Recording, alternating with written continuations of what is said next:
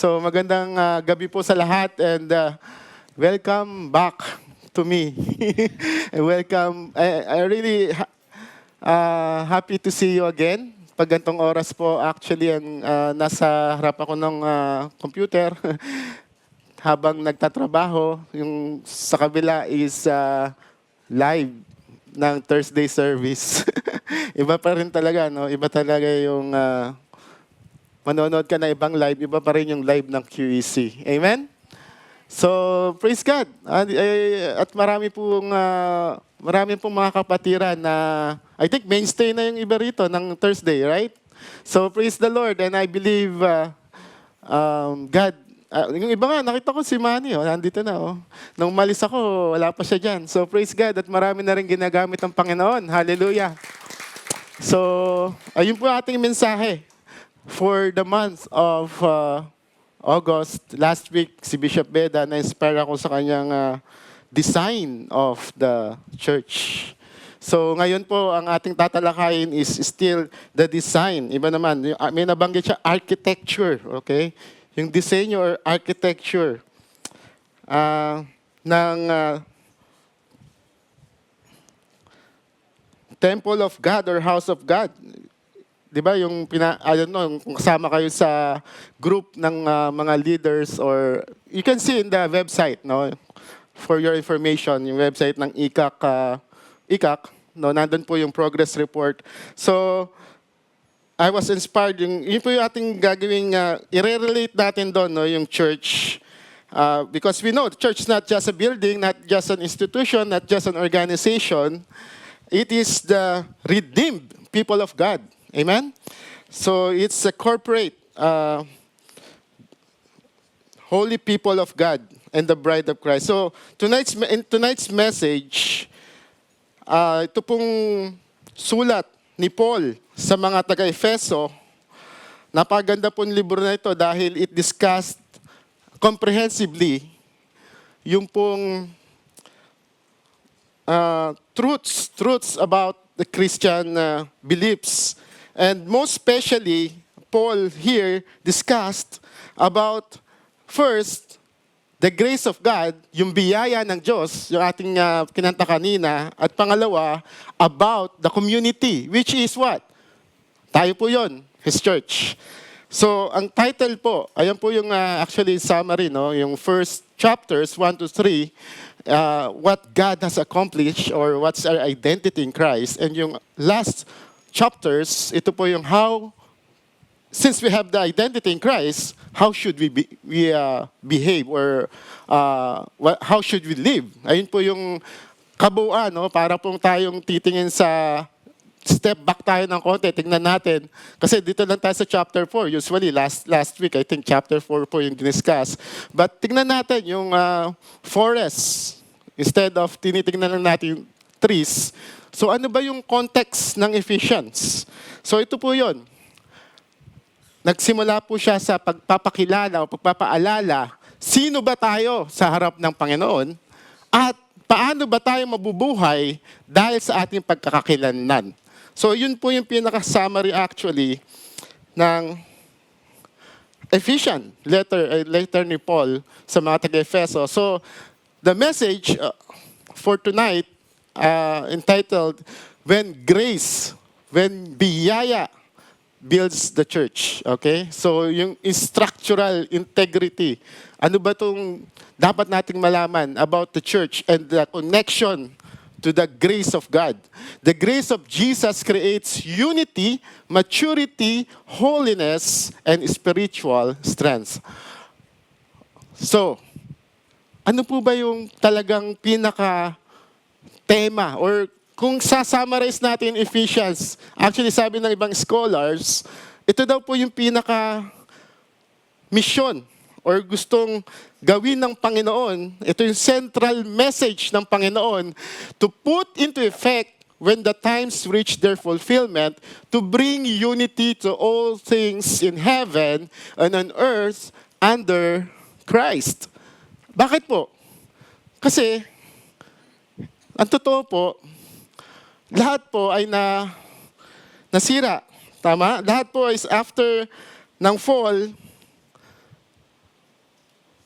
Just imagine, nung panahon ni Eva at Adan, wala pong mga patayan, walang gera, walang paghihirap, walang kasalanan, walang sakit, wala yung nangyayari na mass shootings or anything like that. Dahil nga po, it is perfect. I mean, it's good. Di ba nung create ni Lord, yung earth and lahat ng creations, it is good and well. But because sin entered, ayun na po yung nangyari. But God has a plan. Ano yung plano ng Panginoon? He will bring unity doon po sa broken world. Kaya wag kayo magtataka po, no, kapag nakikita natin na maraming mga kaguluhan sa paligid, dahil talaga we live in a broken world. Okay? So, this letter of Paul to the Ephesians, bakit kaya niya sinulat to? So that he will tell the people or the church at that time na the grand plan of the Lord is muling ma-reconcile tayo sa Panginoon. Amen? So matatapos daw yung paghihirap, darating ang araw na mawawala ng sakit, karamdaman, kasalanan, pag-iiyak, mawawala lahat. Because God is going to reconcile us to Him. Amen? Through who? Through Jesus Christ. So ngayon, ano po ba yung maaring purpose din ni Paul? Bakit niya sinulat yung book of Ephesians? Ano po kaya yung nangyayari? Actually, ito pong book of Ephesians, if you're going to compare it with Corinthians, with Galatians, meron pong mga specific issues na ina-address si Paul, like immorality, incest, divisions, dun po sa mga churches na yon. But here, in Ephesians, wala po siyang in-specify. But I believe, since this is the letter of Paul to the churches, actually, they call it parang memo, no? Actually, hindi lang sa Ephesians, pinagpasapasahan yan papunta sa ibang mga churches, no? Pinakolect po yan para basahin ng mga ibang church. Maybe because Paul wants everyone to know paano ba ang in-expect or paano ba yung practically ang dapat gawin ng isang Kristiyano o isang church para maiwasan yung mga problema. Okay? So ano ba yung mga problema? Tanong yung katabi nyo, may problema ba kayo? Sa katabi nyo? Wala naman? Actually, bago pala ako mag-start, nakalimutan ko, meron po tayong gagawin. Since yung title natin is When Grace Builds a Church, pwede pong mag-ano muna tayo konti, pampabuhay ng dugo, alright? Gagawa tayo ng isang action song. I don't know kung alam niyo po ito. Siguro yung mga kaedaran ko, alam to. Mga 60s, ganyan. So, ikaw yung kapiano? Kala ko sasama ka sa akin eh. Alright. So, itong kanta na ito, alam po ito ni Ate Felma. Favorite to ni Ate Felma. Si Chris. Pwede, partner. Si Cristo ang sandigan. Alright. Yan, ganyan. Alright. Pastor, ka na, Pastor. Gaganyan lang tayo. Alright, ganito tayo. Si Cristo ang... Paano ba? Simulan nyo. Singer. Si Cristo ang sandigan. Pakinggan na. Wala natin. Hindi magigiba. Si Kristo ang sandigan, hindi magigiba kasi tatag ng kabundukan, di magigiba. Ulit! Si Kristo ang sandigan, di magigiba. Si Kristo ang sandigan, di magigiba kasi tatag ng kabundukan, di magigiba. Oh, one last time. Si Kristo ang sandigan, di magigiba. Si Kristo ang sandigan, di magigiba kasi tatag ng kabundukan, di magigiba. Alright. Okay, thank you. Para nabitin ah. Okay na, buhay na. Parang Sunday school lang ah. So, praise God. So, napakalaking Bagay yun, no, sa bilang mga kabataan, na dapat ganun nga yung mga kinakanta talaga dahil naalala pa yan ng mga kalaro ko dati sa BBS, pero hindi sila Christian, pero kinakanta nila lagi yan. So, kinalaman yan sa ating mensahe, which is Jesus or the grace of God. Ito po yung pillars o sandigan or haligi ng tunay na simbahan ng Panginoon. Amen? So, yun pong ating pag-uusapan tonight. And yun po yung summary. Di na gumana ang ating... Sige po, pa-next po. Alright. Yan. So, yun po yung nangyayari sa Ephesian Church.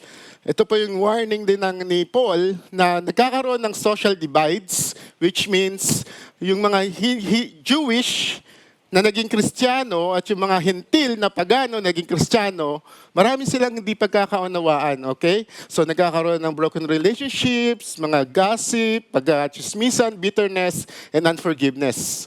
Isa pang makikita natin na gustong i-address ng Panginoon sa Book of Ephesians or ni Paul sa letter to Ephesians is yung cultural threats dahil nga parang nagkakaroon ng impluensya, tama, yung mundo at that time doon po sa city ng Efeso, napakayaman po yun na city, doon po sa buhay ng mga Kristiyano. So nadadala sila ng mga makamundong mga bagay.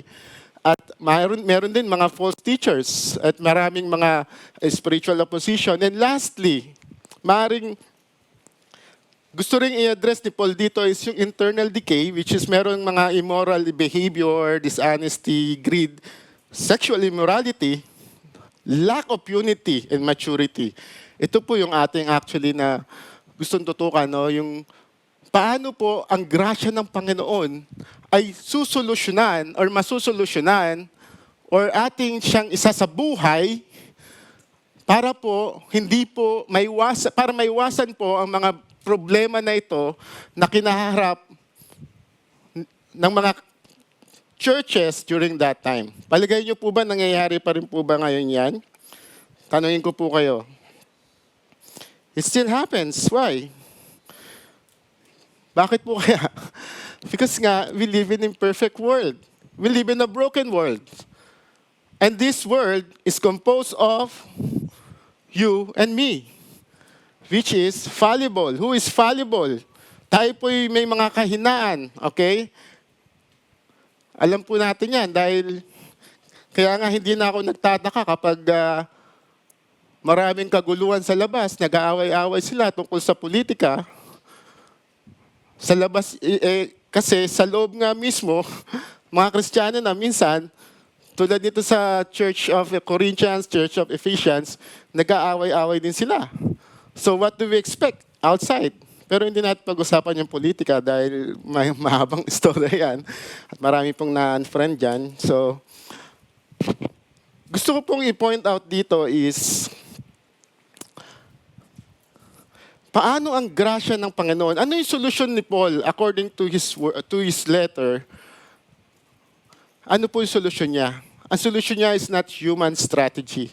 Hindi po yung self-help or para kang influencer na nag-a-advise lang or something. No. Ang solution po ay supernatural solution. And this solution is the grace of God. Yung grasya ng Panginoon. Paano natin malalaman yung grasya ng Panginoon? Paano natin i-apply yung grasya ng Panginoon? Ano ba yung grasya ng Panginoon? Ito po yung, siguro sabihin na natin sa ibang salita, is yung pag-ibig, pagmamahal, na hindi malirip ng ating Panginoon sa atin at sa kanyang simbahan. Grace brings us near to God, unites us with the others, and changes our conduct, and strengthens us to stand. This is the full summary, actually, of the letter to Ephesians. So, ang tanong ko po sa inyo, ano kaya ang pwedeng mangyari kung yung grasya ng Panginoon ay hindi ine-extend or ina-apply ng isang Kristiyanong nakakilala sa Panginoon towards another or kanyang kapatid. Ano po ang pwedeng mangyari? Kapag hindi po natin talaga naiintindihan or nararanasan or tunay na isa sa buhay yung grasya ng Panginoon. Anong mangyayari? Ito po, there surely be division, resentment, competition, spiritual immaturity, unhealthy relationships, and loss of Christian witness. Pag hindi po nakikita yung power of God, which is the grace of God sa isang Kristiyano at sa isang simbahan, ito po ang magiging resulta, which happened in some churches during those times. And it could happen also, and is still happening in some churches. Amen? At hindi po dito yon. Amen? Wala po rito yan. Pero yun nga, as Paul said, for us to prevent that, we must know how to apply the grace of God in our lives and towards our brethren. Amen? So, meron lang po akong limang sandigan, alright? 5 pilar, 5 haligi na dapat nating maintindihan or malaman. Actually, it's from the chapters 2 to 6 of Ephesians. So ito po yung una, proximity through grace. But now, in Christ Jesus, you once were far away have been brought near by the blood of Christ. Ito po ang pinaka-pundasyon. The rest na pag-uusapan natin, hindi po pwedeng mangyari o hindi natin magagawa kung wala po tayong tunay na pagkakaunawa patungkol dito sa grasya ng Panginoon na tayo, dahil sa grasya ng Panginoon, ay kanyang ibinalik, na-reconcile, bilang dati niyang mga kaaway. Okay? Tayo po, ang mga tao, alam naman natin no, na gusto lang natin is puro pansariling. Kapag nung wala pa tayo kay Lord, puro pansarili lang iniisip natin. Amen? And sabi dito, grace does not wait for outsiders to become worthy. We really are not worthy. Sa totoo lang, pwede namang, ang Diyos naman, He is self-sufficient.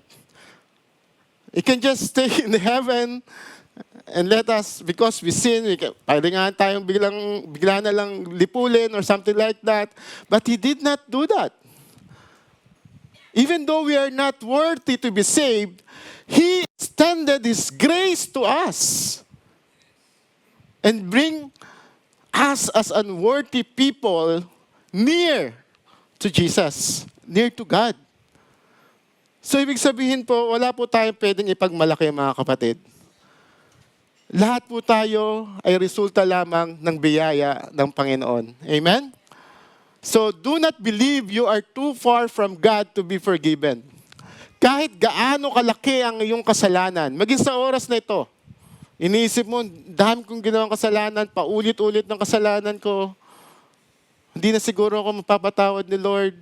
Something like that. No, don't believe that lie. Ang grasya ng Panginoon ay parang Pacific Ocean. Minsan ang tingin natin, grasya ng Panginoon parang mineral water. Compare this to Pacific Ocean. That is the grace of God to you compared to the sin na kaya-kaya niyang patawarin ka. Ano man yung kasalanan. Amen? Do not define people by their past. And this is what happened to Paul even, right? Nahirapan nga siya dahil hinusgahan siya during that time. Sabi, parang ano to kahina-hinala to Yung mga dating mga apostles, parang ano to, espiya to, something like that, no? Parang pinagdudahan siya during that time. Dahil nga dinidefine siya na itong si Paul na to at dating nag-uusig sa mga Kristiyano. Baka naman Trojan horse to or something. Siguro iniisip ng mga dating apostles, no? Sila Peter and John. But the grace of God, because of the grace of God, hindi po natin pwedeng i-define ang isang Kristiyano because of his past. Because past is gone, everything is new. Ayun po yung supernatural dun eh. Sa panahon kasi ngayon, may natawag na rehabilitation, binabago, kinamodify yung behavior, something like that. Pero babalik pa rin, di ba? Yung mga psychological something, mga strategy or something, or treatments. Pero sa Panginoon, hindi ka niya lang binago. Hindi ka lang niya nirehabilitate, ginawa ka niyang new, bago. Yung luma mo ay wala na, nailibing na, at ikaw ay nabuhay magmuli. Ikaw ay bago. Amen? So wag tayong papaliling lang sa kaaway. Do not make church membership depend on human status. Amen? Dahil sa grasya ng Panginoon, kahit sino ka pa, kahit ikaw ay wala kang kayamanan, mahirap ka lang, o kahit anong status mo sa buhay, ano yung pinag-aralan mo, anong trabaho mo, or whatever you do, you are welcome to be a part of the family of God sa church. Welcome those whom Christ has welcomed. Si Jesus, lagi siyang pumupunta sa mga marginalized. Napansin niyo ba yon sa Bible? Pinupuntahan niya, may mga ketong, may mga sakit, mga prostitute, mga makasalanan. So kung gusto nating mag-mission talaga sa church, we must reach out those people. No? Yung mga marginalized, yung mga even emotionally, spiritually poor. Okay? Napakarami po. I think, halos isang taon na rin ako nandun. No? Bumalik lang ako after 6 months. Really, magugulat kayo. Para kayo napunta sa another world. Doon po sa dakong iyon ng mundo. Napaka-bless niyo po rito. Ang pinaka number 1 na problema nila roon, kinaharap nila roon is mental health issues. Naranasan ko po na sumakay ako ng bus, nag-aabang ako ng bus, meron pong mga naguhubad sa daan, mga may problema sa pag-iisip. Minsan sa subway, bila na lang may sisigaw. Minsan nag-aalala si Sister Beth. Pero kahit pa paano, na-adapt ko na, alam ko na yung mga diskarte, paano gagawin para makaiwas, no? So, napaka-bless po natin. At marami po tayong pwedeng i-reach out na tulad nila. Amen? So, remember that every believer stand before the God by grace. Only by His grace. Wala tayong may pagmamalaki. Hindi natin pwedeng iharap ang ating diploma or ministry certificate or talent or anything sa Panginoon at sabihin, I deserve to be saved. No, we don't deserve to be saved. It's only by the grace at awat habag ng Panginoon. Ang sabi niya, di ba, we are reconciled. Grace function actively, refusing to audit the debt. Sabi doon, not counting their trespasses against them. Napakaganda pakinggan yan, no? Kung yung mga may utang dyan, no? Cancel daw yung debt, hindi inaudit. Hindi kinowa. Di ba? Ganun ang ginawa sa atin ng Panginoon. Hindi tayo inaudit. Just imagine that. We're supposed to be audited. We're supposed to have penalty. But He didn't do it. That's how He loved us so much. So, ayun po, ang grasya ng Panginoon na dapat natin maintindihan. Amen? Number 2, bilisan po natin. Dahil, alam ko po, pag nakikita niyo ako sa harap, parang alam niyo na.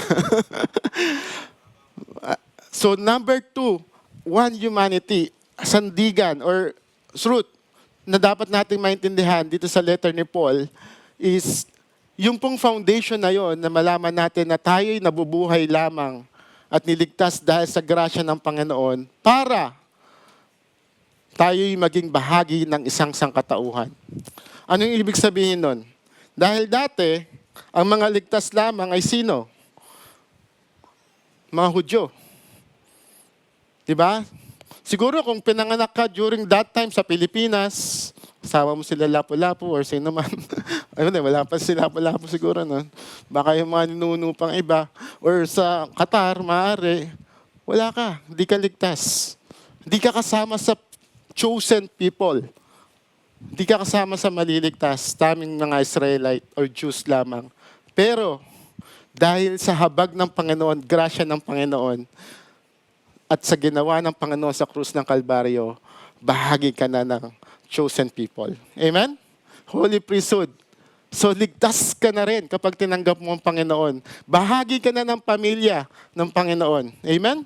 So just imagine you are a son or daughter of a president of, sabihin na natin, isang bansa or US, sabihin natin sa US. Tapos nanonood ka ng TV sa White House. Tapos may pumasok. Siguro nakalusot. Nakita nyo, nanood din katabi mo. Or kumuha sa ref ng pagkain. Palagay nyo, mangyayari ba yon? Hindi, kasi hindi siya anak eh. Not unless, pinayagan siya ng presidente ng bansa na iyon na sinabi, sige, pumasok ka dyan. Anak na kita. So, ibig sabihin mga kapatid, tayo na dating outcast, tayo na dating hindi kasali sa biyaya ng Panginoon, na kaligtasan ng Panginoon ay ibinalik niya sa kanyang piling at tayo na ngayon, Hudyo ka man o Hentil o Pagano, pag naniwala ka sa Panginoon, iisa na tayo. Walang maliit, walang malaki. Tayong lahat ay pantay-pantay sa harap ng Panginoon. And that's only because of the grace of God. So ano mangyayari pag ano yung kaisipan natin? The cross removes human boasting. No group can say, we belong more than you do. It's not only the place where sinners are forgiven, it's also the place where enemies become family. Tayo po'y kaaway ng Panginoon, unang-una, nung hindi natin siya kilala. At tinanggap bilang Diyos at tagapagligtas. At hindi lang yon, kaaway din natin kahit sino makita natin. Uy, kaaway ko to, kinaagaw yung mga pagkain ko or something like that. Di, nag-aaway yung mga tribo-tribo, di ba? Noong unang panahon. Pero dahil sa grasya ng Panginoon, even them, if they really accepted Christ or knew Christ, sila po ay atin ng kapamilya na. Amen? So ganun po yung ginawa ng Panginoon. He reconciled everyone. He united everyone. Wala na pong masigit sa isa grupo. Amen? So it removes human boasting. Wala na mapagmamalaki. So may gusto lang akong itanong sa inyo. I would like to ask you, brothers and sisters, are there still some walls between you and your brother or your sister? Are they based on, siguro, kung click mo siya, o sa culture niya, or sa nationality niya, or sa age niya? You know what? Sometimes nagigilty ako, no? I don't know if you also feel that way. Na minsan yung ibang lahi, di ba? Alam naman natin na sometimes hindi natin pareho siguro ng hygiene or something. Alam niyo po yung gusto kong sabihin, di ba? But sometimes minamaliit natin sila. But the truth is, God loves them too. Amen? May tatawa, parang may naaamoy kayo ha. Well, of course, may mga ganong pangyayari, but the truth is, para tayo mag-extend ng grace sa kanila, dapat nating maintindihan na unang in-extend ng Panginoon yung grace sa atin. Amen? Binigyan tayo pambili ng sabon or deodorant or something. Naggrasya ng Panginoon. Or binigyan tayo ng ganong kaugalian. But, you know, ito nga yung tanong eh. Yung bang mga kasama natin, mga kapatid natin is ginajudge natin because of their perhaps age, social position, education, or personal preferences? Do we treat some believers as more important than others? Are we protecting traditions that Jesus did not command? Are we willing to pursue reconciliation? Tanungin po natin yan. Bilang church, bilang sa atin, alam naman natin, no? Sometimes, nangyayari din yan kasi sa Book of Corinthians nangyayari yan eh. Nagsasarili-sarili. Actually, yun yung binabasa lagi sa communion. na nagugrupo-grupo sila. Siguro yung mga mayayaman, nakalitsyon, yung mga mahihirap, naka-humus or something. No? So, ayun po yung gustong sabihin dito na dahil reconciled, when we are one already, that means we should treat each other as brothers and sisters and equally valuable in front of God. Amen? So ano po yung dapat natin gawin? Ito po yung diagnostic check. Kung talaga tayong ginagawa natin to through the grace of God, tayo ba'y nakikinig before tayong mangusga? Or nanguhusga lang tayo? Mapanghusga talaga ang tao, di ba? Sa totoo lang, nung naalala ko, tambay pa ako, tambay po ako dati sa aming barangay. Standby sa looban. Yan. Kapag may dumadaan po na mga mag-sing-irog, yung mga magjojowa, sabi na. Tapos pag medyo maganda yung babae, tapos yung lalaki medyo hindi kagwapuhan, ang tawag namin kaagad doon is, "Uy, si Jack!" Si Jackpot. Mapanghusga talaga tayo eh. No? Kala mo kagwapuhan yung nagko-comment, di ba? So ganun tayo, ganun sa atin, ganun yung nature natin. Sometimes, even now, di ba? Marami tayong sa outward appearance or sa outward behavior maybe, dinajudge natin sa tao, but we don't really know. Only God knows the heart of the people. Amen? Ang dami yan sa online. Di ba?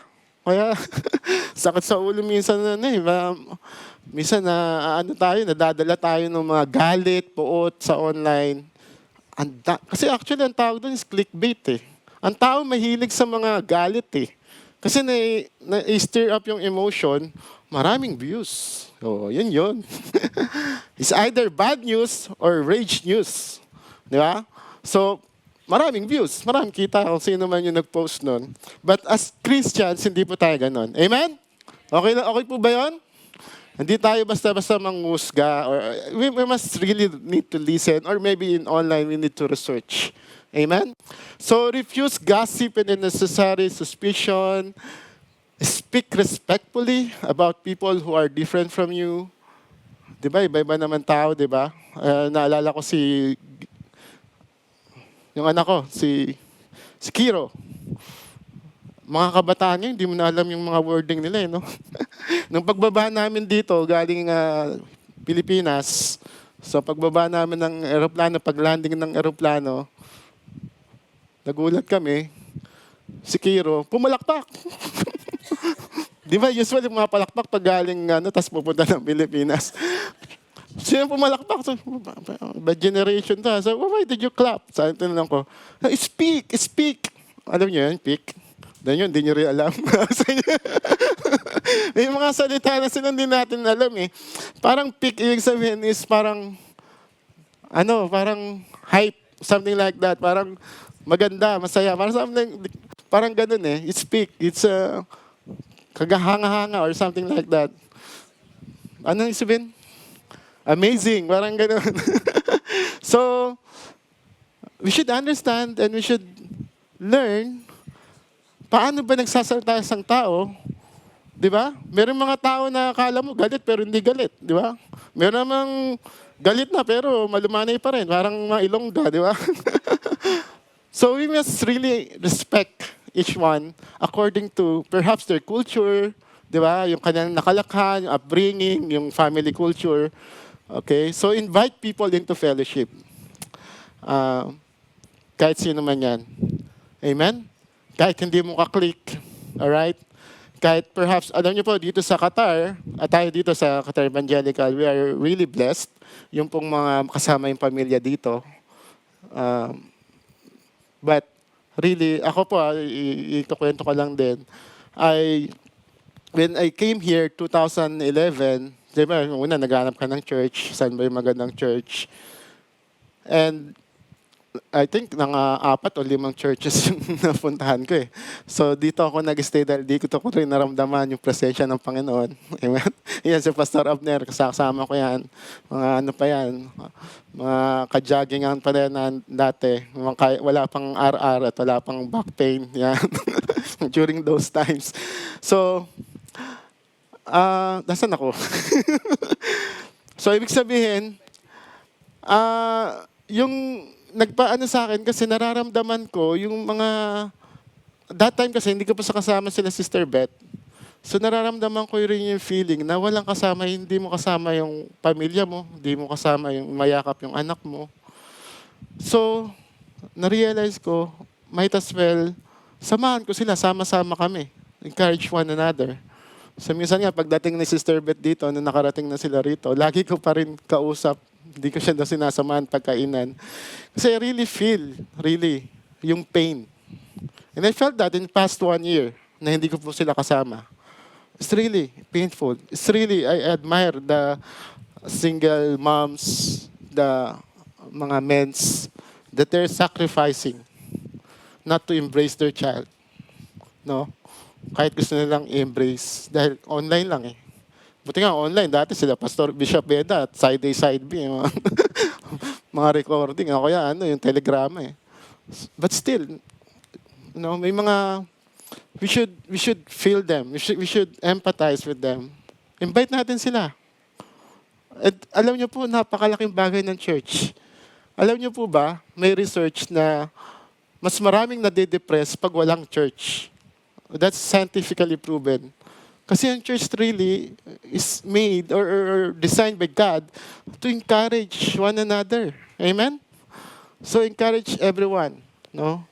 Na may mga kakilala, especially dun yung mga men and single moms or mga nagtatrabaho rito, mga nanay, encourage them so that we can fellowship. Amen?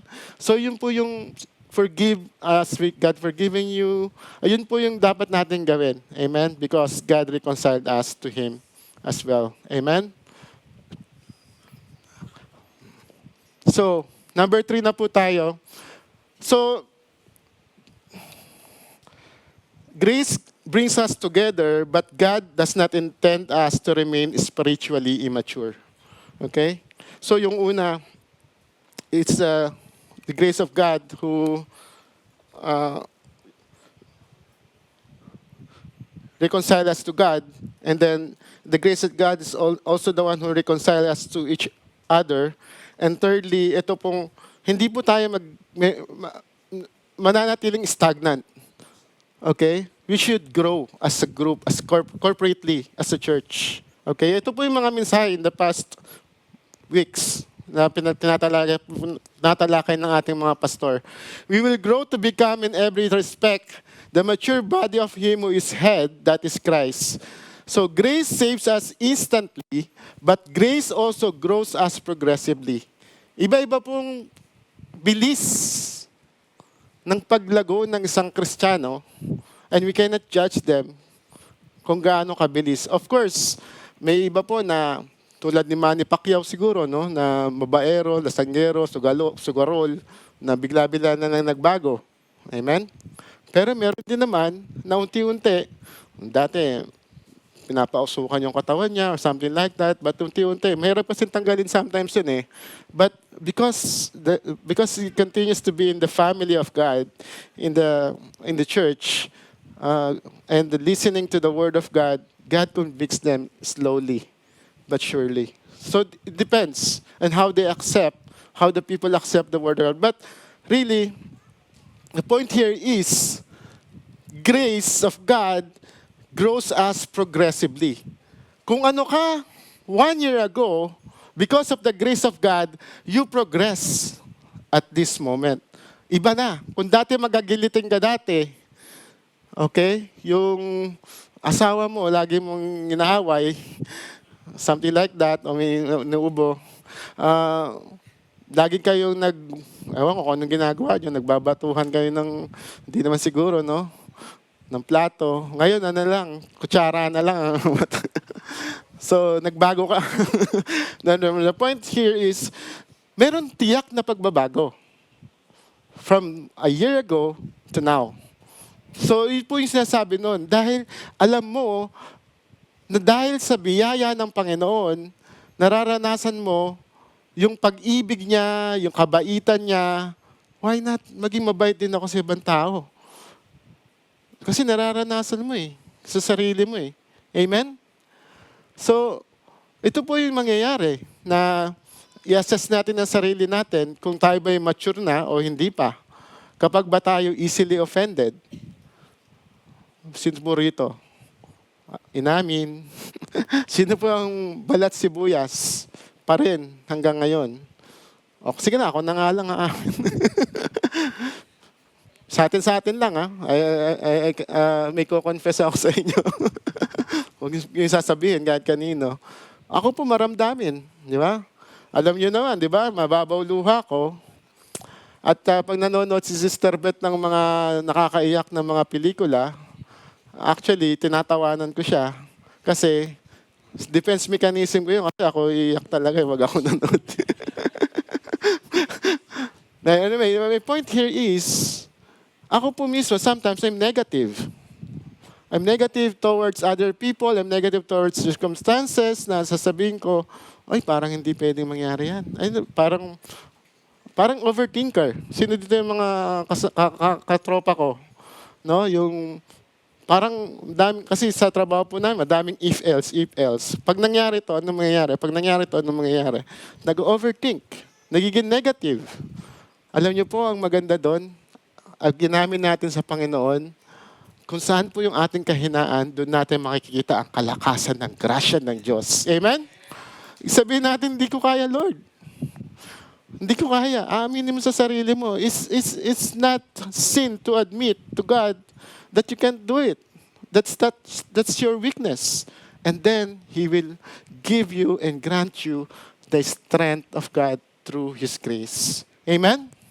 Sasabihin mo, Lord, kinaya ko. Kinaya ko. Dahil hindi sa akin, dahil sa iyo. Amen?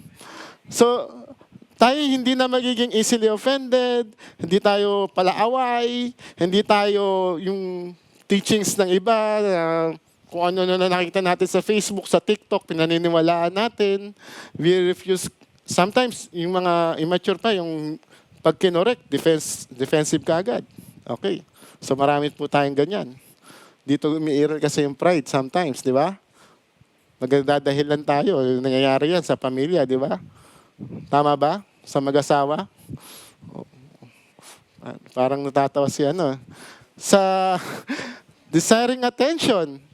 Ito po yung sometimes nagsiserve na kay Lord, pero minsan mix pa rin eh. Alam niyo yun? Parang nagsiserve kay Lord, parang, even preachers, no? Could be, has tendency. No? Yung mga tumatayo dito na mixed motives na nagsiserve ako kay Lord, pero gusto ko makilala rin ako, na magaling ako, na marunong ako, na magaling ako tumugtog, kumanta, mag-preach.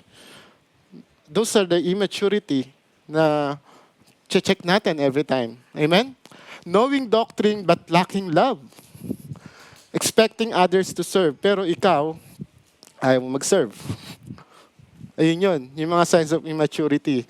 Pag mature ka na, ito po yung signs that you are humble, you're stable, you're patient, okay? You are teachable, you have sound doctrine, you love, and you're faithful. Amen? So, when we grow, ayun po mangyayari, spiritual maturity becomes visible. Okay?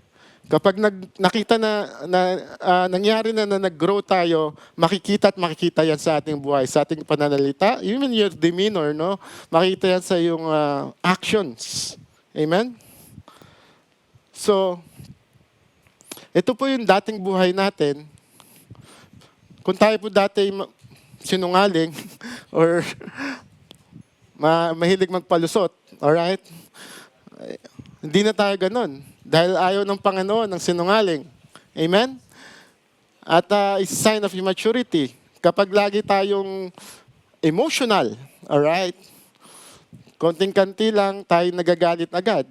Okay? Hindi natin iniintindi yung other side. We're not putting ourselves to other shoes. Parang gano'n, di ba? Pag nanakaw, siguro, nanakaw ng oras. Well, maaring nagagawa pa rin natin, no? Corrupt speech. Okay? Kasi nga may mga latak-latak pa rin eh. Alam niyo yun? Kasi para yung tangke ng tubig eh. When you fill it with clean water, water, parang, parang, naalala ko. Tapos, parang 20 yan, hindi na 2020. Tawag dito, may latak pa yun eh. Di ba? Kapag finil mo yun ng clean water, water na lang, meron pa rin lalabas na latak-latak. But if you continue to fill it with the Holy Spirit, with the Word of God, with the presence of God, unti-unti, magiging pure na water na yon. Let's just continue lang, huwag kang titigil. Huwag madapa ka man, diretso, kapatid. Amen? So mawala dapat to, yung bitterness, malice, unforgiveness, and self-centeredness. And we really will know if we really change, if we really know what really the love of God is. If we really exemplify or practice or show or demonstrate the very definition of love, which is God. God is love. Ito yung mga, alam po natin to, di ba? Kahit gaano ka kagaling, kahit gaano ka katalento, kahit meron kang fivefold gifts, lahat na yun sa'yo. Or spiritual gifts, lahat na yun nasa iyo. Pero pag di ka marunong magmahal, lahat ng yun ay walang kabuluhan. Amen? And that's the sign that you are really mature. Magiging visible talaga na ikaw ay anak ng Panginoon. Amen? So ito po yung mga, actually, hindi po to checklist. It's really who God is. And that's the mission, and that's the goal of every Christian. Hindi po para tayo yumaman. Okay? Don't get me wrong. Pag yumaman ka, siyempre, it's a blessing from the Lord. Amen? But the real goal of each one of us as Christians, as a church, is to be like Christ. And these are the characteristics of Christ. Amen? Are we patient? Are we kind? Do we not envy? Do we not boast? Are we not proud? Do we not dishonor another? Are we not self-seeking? Are we not easily angered? Don't we keep records of wrongs? And the rest, nagagawa po kaya natin to? Tanungin po natin sa sarili natin. Choose one area for personal examination. Yung speech natin, yung anger, yung forgiveness, yung honesty, yung treatment of family, behavior sa work, sa trabaho, attitude toward difficult people. Tanungin niyo po yung sarili niyo. Do we really act, think, speak like Jesus? Di ba? Yung WWW. Yun. What would Jesus do or think? Ayun po yung ating dapat na maging goal. Amen? And we cannot really do it without the Spirit of God. Without the Spirit of God working in us. And that is the grace of God. Amen? Grace is invisible in the heart, but it becomes visible through your life. Amen? And lastly, hindi na po ako magtatagal dito dahil ito po yung topic nyo last month. Ito po yung armor of God, and which is ito nga rin sa mga uniform nyo, no? Sa basketball. So, the Christian's life is not live without opposition. Grace also teaches us how to stand. And these are the weapons. Towards deception, we must be protected by the truth of the Word of God. Yung heart natin should always be guarded by righteousness.